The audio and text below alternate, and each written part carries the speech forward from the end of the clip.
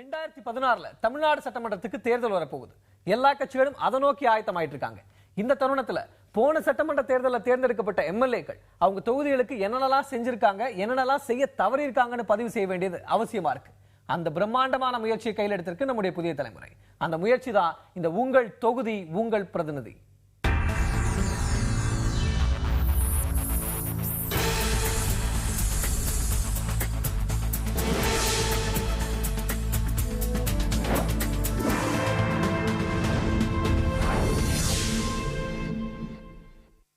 ஏதோ 1-2 பிரச்சனைகளை மேலோட்டமா பார்க்கக்கூடிய நிகழ்ச்சி இல்லை இது. ஒவ்வொரு தொகுதியினுடைய அடிப்படை பிரச்சனைகள் சரி செய்யப்பட்டிருக்கா, அந்த தொகுதிக்கு கொடுக்கப்பட்ட வாக்குறுதிகள் என்ன, அந்த வாக்குறுதிகளுடைய தற்போதைய நிலவரம் என்னன்னு மக்கள் பார்வையில விருப்பு வெறுப்பு இல்லாம பதிவு செய்யக்கூடிய ஒரு ஆவணம் தான் இந்த நிகழ்ச்சி. சரி, நிகழ்ச்சிக்கு போலாம்.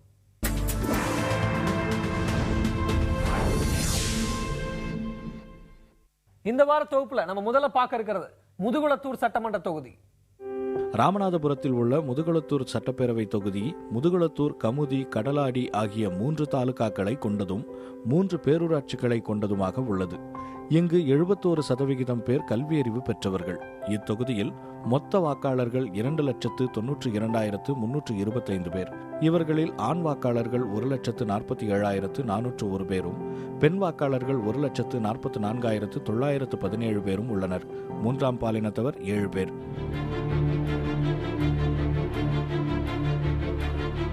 முதுகுளத்தூர் சட்டப்பேரவை தொகுதியில் முக்கியமாக பாரம்பரிய நெல் வகைகள் பயிரிடப்படுகின்றன. மேலும் பருத்தி, மிளகாய் சாகுபடியும் நடைபெறுகிறது.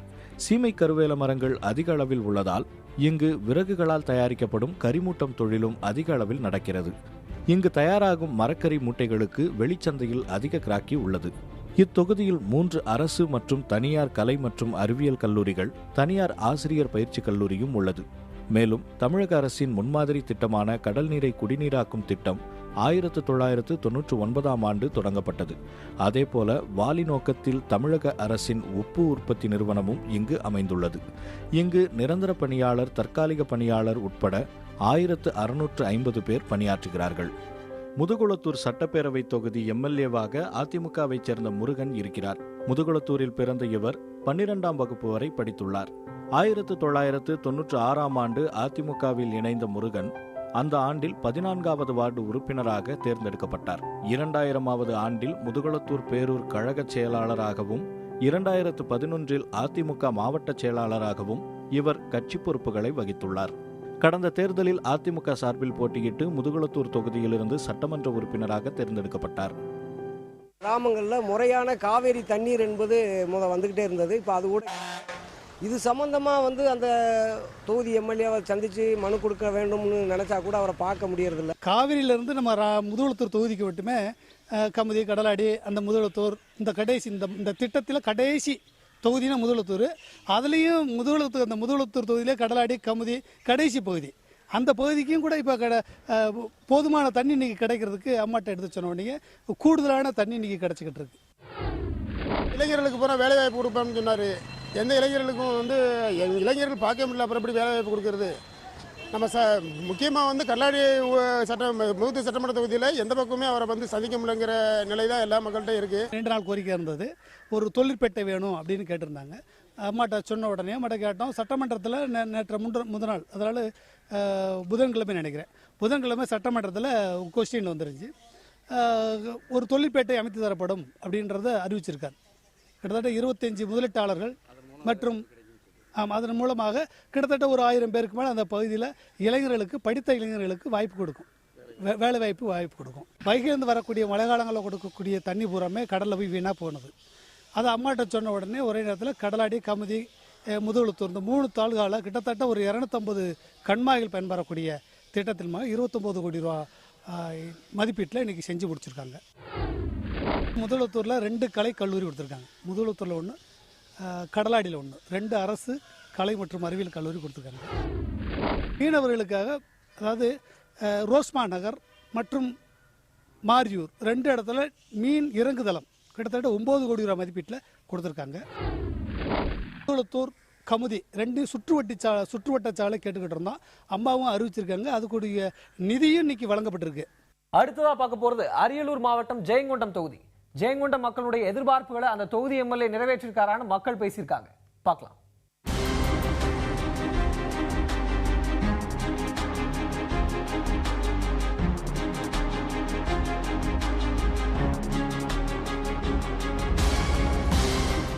கங்கைகொண்ட சோழபுரம், உடையார்பாளையம், மீன் சுருட்டி, வடபார் தலைப்பு உள்ளிட்ட ஊர்களை உள்ளடக்கியது ஜெயங்கொண்டம் சட்டப்பேரவை தொகுதி.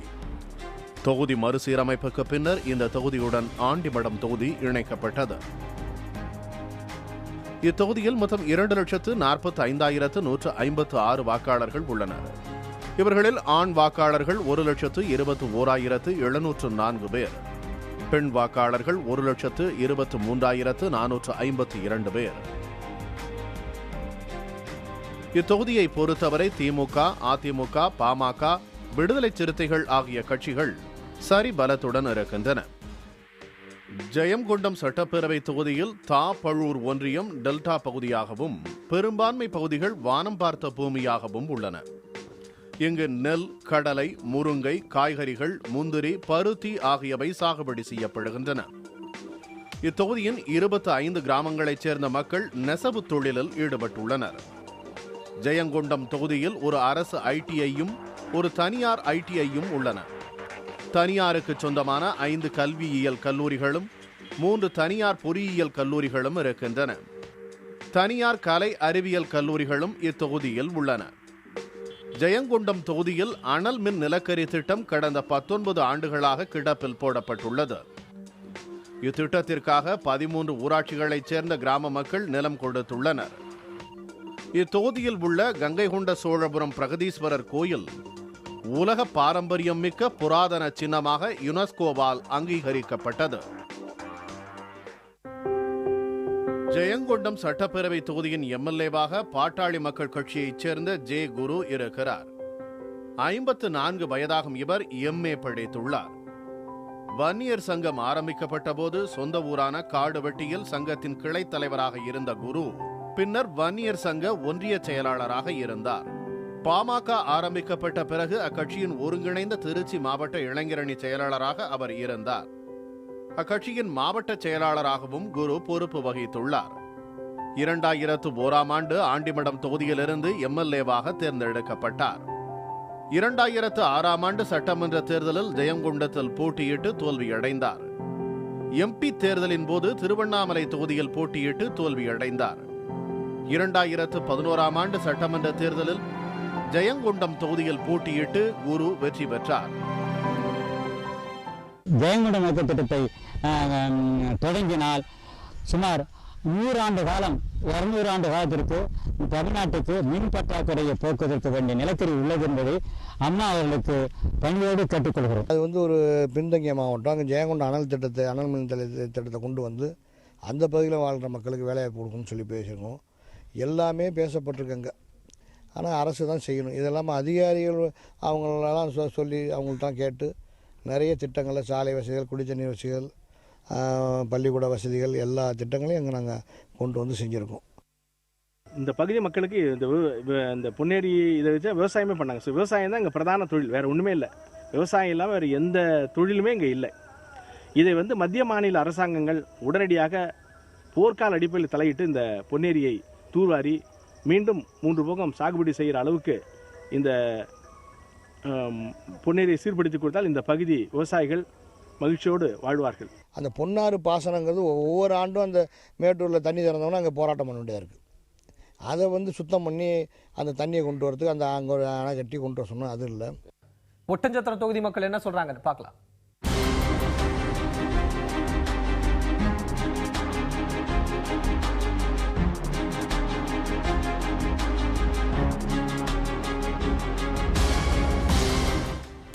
ஒட்டஞ்சத்திரம் சட்டப்பேரவை தொகுதிக்கு உட்பட்டு 53 ஊராட்சிகளும் ஒட்டஞ்சத்திரம் நகராட்சியின் 18 வார்டுகளும் உள்ளன. இத்தொகுதியில் மொத்தம் 2,17,059 வாக்காளர்கள் உள்ளனர். இவர்களில் ஆண் வாக்காளர்கள் எண்ணிக்கை 1,08,037 உள்ளது. பெண் வாக்காளர்கள் 1,09,018 பேரும் 3ஆம் பாலினத்தவர் 4 பேரும் உள்ளனர். இத்தொகுதியில் கூட்டணி பலம் காரணமாக கடந்த 4 தேர்தல்களில் திமுக வெற்றி பெற்றுள்ளது. ஒட்டன்சத்திரம் சட்டப்பேரவை தொகுதியில் விவசாயம் பிரதானமாக இருக்கிறது. காய்கறிகளை சந்தைப்படுத்துதல் மற்றும் தயிர் சந்தைப்படுத்துதல் முக்கிய தொழில்களாக இருக்கின்றன. இங்குள்ள ஒட்டன்சத்திரம் காய்கறி சந்தை மிகவும் பிரசித்தி பெற்றது. தேனி, மதுரை, திண்டுக்கல், திருச்சி, உடுமலைப்பேட்டை, கரூர் மற்றும் சுற்றியுள்ள கிராமங்களில் விளைவிக்கப்படும் காய்கறிகள் ஒட்டன்சத்திரம் சந்தைக்கு கொண்டுவரப்படுகின்றன. இங்கிருந்து 80% காய்கறிகள் கேரளாவிற்கு அனுப்பப்படுகின்றன. ஒட்டன்சத்திரம் தொகுதியில் அரசு கலைக்கல்லூரி ஏதுமில்லை. 3 தனியார் கல்லூரிகள் இருக்கின்றன. இத்தொகுதியில் மக்காச்சோள ஆராய்ச்சி மையம், தியாகி கோபால் நாயக்கர் மணிமண்டபம், இடையக்கோட்டை, நங்காஞ்சி ஆறு நீர்த்தேக்கம் போன்றவை குறிப்பிடத்தக்க இடங்களாக உள்ளன. ஒட்டன்சத்திரம் அருகே புங்கவலசு கிராமத்தை சேர்ந்தவர் சக்கரபாணி. 55 வயதாகும் இவர் மதுரை அமெரிக்கன் கல்லூரியில் BA வரலாறு படித்தவர். இவருக்கு கபடி விளையாட்டில் பெரும் ஆர்வம் உள்ளது. மாவட்டம் மற்றும் மாநில அளவில் நடந்த பல கபடி போட்டிகளில் இவர் பதக்கங்களை வென்றிருக்கிறார். கட்சிப் பணிகளை பொறுத்தவரை கல்லூரி காலத்திலேயே திமுக மாணவர் அணியில் இணைந்தார்.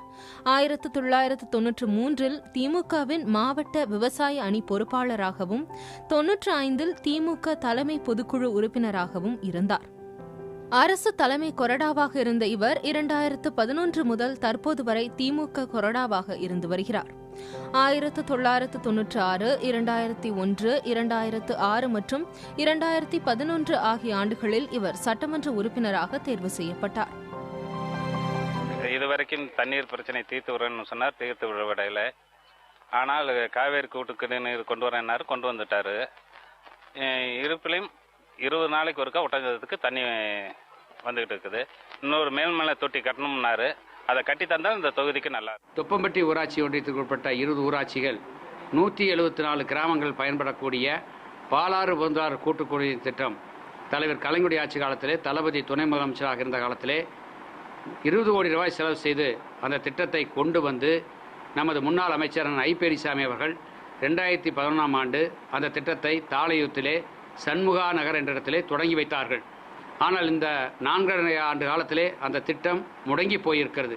எந்த ஊருக்கும் அந்த திட்டத்தின் மூலமாக குடிநீர் வழங்கவில்லை.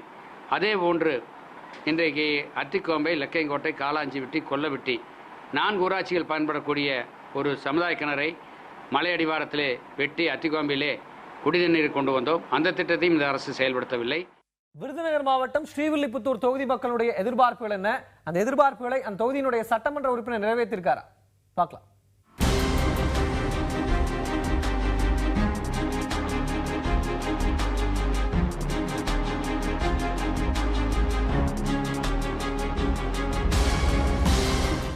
ஸ்ரீவில்லிபுத்தூர் சட்டப்பேரவை தொகுதி பத்ரா இருப்பு, மம்சாபுரம், சுந்தரபாண்டிபுரம், புதுப்பட்டி, கொடிக்குளம் ஆகிய 5 பேரூராட்சிகளை உள்ளடக்கியது. இந்த தொகுதியில் மொத்தம் 2,25,050 வாக்காளர்கள் உள்ளனர். இவர்களில் ஆண் வாக்காளர்கள் 1,11,619 பேர், பெண் வாக்காளர்கள் 1,13,413 பேரும், 3ஆம் பாலினத்தவர் 18 பேரும் உள்ளனர். இத்தொகுதியில் அதிமுகவே அதிக முறை வெற்றி பெற்றுள்ளது. ஸ்ரீவில்லிபுத்தூர் சட்டப்பேரவை தொகுதியில் பிரசித்தி பெற்ற ஆண்டாள் கோவில் உள்ளது. தமிழக அரசின் முத்திரை சின்னமாக விளங்கும் ஆண்டாள் கோவில் கோபுரம் இந்த தொகுதியின் அடையாளமாகவும் இருக்கிறது. பிளவக்கல் அணை, திருவண்ணாமலை சீனிவாசர் கோவில், மேற்கு தொடர்ச்சி மலை, செண்பகத்தோப்பு போன்றவை இத்தொகுதியின் முக்கிய இடங்களாக உள்ளன. இந்த தொகுதியில் விவசாயம், கால்நடை வளர்ப்பு மற்றும் நெசவு ஆகியவை முக்கிய தொழில்களாக இருக்கின்றன. இத்தொகுதியில் உள்ள நெசவாளர்கள் கைத்தறி ஆடைகளை அதிக அளவில் உற்பத்தி செய்கிறார்கள். நெல்லை என்றதும் அல்வா ஞாபகம் வருவது போல் ஸ்ரீவில்லிபுத்தூர் பால்கோவா மிகவும் பிரசித்தி பெற்றது. ஸ்ரீவில்லிபுத்தூர் அருகே உள்ள குப்புனாபுரம் பகுதியைச் சேர்ந்தவர் MLA பொண்டுபாண்டியன். விவசாய குடும்பத்தைச் சேர்ந்த இவருக்கு வயது 44. 7ஆம் வகுப்பு வரை படித்துள்ள இவர் கம்யூனிச கொள்கையால் ஈர்க்கப்பட்டு 1992ஆம் ஆண்டு இந்திய கம்யூனிஸ்ட் கட்சியில் சேர்ந்தார். 1996ஆம் ஆண்டு ஸ்ரீவில்லிபுத்தூர் ஒன்றிய செயலாளராகவும் இவர் இருந்துள்ளார். ஸ்ரீவில்லிபுத்தூர் தனி தொகுதியாக அறிவிக்கப்பட்ட பின் வெற்றி பெற்ற முதல் சட்டமன்ற உறுப்பினர் இவராவார். ஆண்டாள் கோயில் தான் இந்த கோயில், இந்த ஊரோட பிரசித்தி பெற்ற கோயில். இந்த கோயிலுக்கு பக்தர்களுக்கான அடிப்படையான வசதிகள், சுகாதார வசதிகள் அந்த பக்தர்களுக்கு இதுவரையும் ஏற்படுத்தி தரல. ஸ்ரீவில்லிபுத்தூர் ஆண்டாள் கோவில் பகுதியில் வருகின்ற பக்தர்களுக்கு தேவையான அடிப்படை கட்டமைப்பு வசதிகள், அதேபோல இந்த பகுதியை ஆண்டாள் கோவிலை உள்ளடக்கிய பகுதியை சுற்றுலா தலமாக அறிவிக்கப்பட வேண்டும் என்ற அந்த கோரிக்கை, இன்னும் பல்வேறு கோரிக்கைகளை நாங்கள் முன்வைத்திருந்தோம். அதில் இன்றைக்கு ஓரளவு அரசனுடைய கவனத்திற்கு கொண்டு செல்லப்பட்டு பல்வேறு கோரிக்கைகள் நிறைவேற்றப்பட்டிருக்கின்றன. இந்த பகுதியில் கூட்டுறவு நூற்பாலை ஒன்று இருக்குது. அதில் பார்த்தீங்கன்னா 1500 பேருக்கு மேலே வேலை பார்த்துக்கிட்டு இருந்தாங்க. ஆனால் அதை திறப்பேன்னு சொல்லி ஒவ்வொரு தடவையும் எலெக்ஷன் வரும்போதும் வாக்குறுதி கொடுக்காங்க. ஆனால் அதை திறக்கிற மாதிரி இல்லை. மாண்புமிகு கூட்டுறவுத்துறை அமைச்சர் அவர்கள் இந்த பகுதியில் இருக்கின்ற கூட்டுறவு குழுமங்களெல்லாம் ஒன்றிணைத்து ஸ்ரீவில்லிபுத்தூர் கூட்டுறவு நூற்பாலையை திறப்பதற்கான நடவடிக்கை மேற்கொள்ளப்படும், அதற்கான நிதியும் ஒதுக்கப்படும் என்கின்ற அந்த அறிவிப்பை அறிவித்திருக்கின்றார்கள். அடுத்ததா நம்ம பார்க்க போறது தொழிலாளர்கள் அதிகமாக வசிக்கக்கூடிய திருப்பூர் தெற்கு தொகுதி.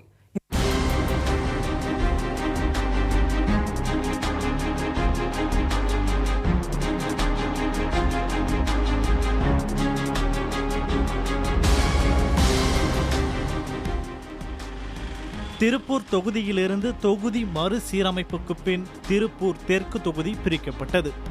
திருப்பூர் மாநகராட்சி எல்லைக்கு உட்பட்ட பெரும்பாலான பகுதிகள் திருப்பூர் தெற்கு சட்டமன்ற தொகுதியில் வருகின்றன. திருப்பூர் தெற்கு தொகுதியின் மொத்த வாக்காளர்கள் 2,36,303 பேர். இதில் ஆண் வாக்காளர்களின் எண்ணிக்கை 1,21,849, பெண் வாக்காளர்களின் எண்ணிக்கை 1,14,434. மூன்றாம் பாலினத்தவர் எண்ணிக்கை 20 உள்ளது. தொகுதி மறுசீரமைப்புக்கு முன்னர் வரை திருப்பூர் தொகுதியில் அதிமுக மற்றும் கம்யூனிஸ்ட் கட்சிகள் பலம் வாய்ந்த கட்சிகளாக இருந்து வருகின்றன. இத்தொகுதியில் பல்லாயிரம் தொழிலாளர்கள் பின்னலாடை தொழிலில் ஈடுபட்டுள்ளனர். பனியன் உற்பத்தி, ஏற்றுமதி மட்டுமின்றி நூல்கண்டு, எலாஸ்டிக் போன்ற அதனை சார்ந்த பல்வேறு தொழில்கள் இத்தொகுதியில் பிரதானமாக உள்ளன. திருப்பூர் குமரன் நினைவகம், மாவட்ட அரசு மருத்துவமனை, மாவட்ட ஆட்சியர் அலுவலகம் ஆகியவற்றை உள்ளடக்கி உள்ளது இந்த தொகுதி. திருப்பூர் தெற்கு தொகுதி எம்எல்ஏ தங்கவேல் பிறந்த ஊரே திருப்பூர் தான். 64 வயதாகும் இவர் 9ஆம் வகுப்பு வரை படித்துள்ளார். இந்திய தொழிற்சங்க மையத்தின் முன்னணி ஊழியராக தனது அரசியல் வாழ்க்கையை தொடங்கிய இவர் 1971ஆம் ஆண்டு மார்க்சிஸ்ட் கம்யூனிஸ்ட் கட்சியில் சேர்ந்தார். திருப்பூரில் பனியன் தொழிலாளர்களுக்கு பஞ்சப்படி கோரி 1984ஆம் ஆண்டு 127 நாட்கள் நடந்த போராட்டத்தை இவர் தலைமையேற்று நடத்தினார். மார்க்சிஸ்ட் கம்யூனிஸ்ட் கட்சியின் மாநில செயற்குழு உறுப்பினராகவும் இவர் இருக்கிறார். பறக்கும் பாலம் திட்டம் தென்னம்பாளையத்தில் ஆரம்பிச்சு புஷ்பா தேட்டரை தாண்டி, அதாவது சவுத்தில் ஆரம்பிச்சு நார்த் தொகுதியில் போய் முடியும். அப்போ இந்த திட்டம் ஏன் கிடப்பில் போட்டாங்க, இது ஏன் இன்னும் எடுக்கலைன்னே சொல்லறதுக்கு யாரும் முன் வரலை.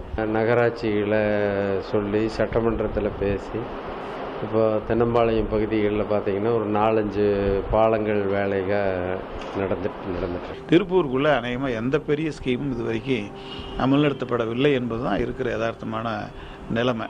மன்றத்தினுடைய உறுப்பினர்களுக்கான மேம்பாட்டு நிதியை இந்த 5 ஆண்டு காலம் முறையாக அதை வரவழைச்சு பள்ளிக்கூடங்க, ஆஸ்பத்திரி, கல்லூரி, ரோடு, சாக்கடை, இந்த மாதிரி அத்தியாவசியமான பணிகளை மக்களை உடனடியாக பாதிக்கக்கூடிய பகுதிகளில் தலையிட்டு அந்த நிதி உதவியை செஞ்சு அந்த பணிகள் மேற்கொண்டிருக்கு.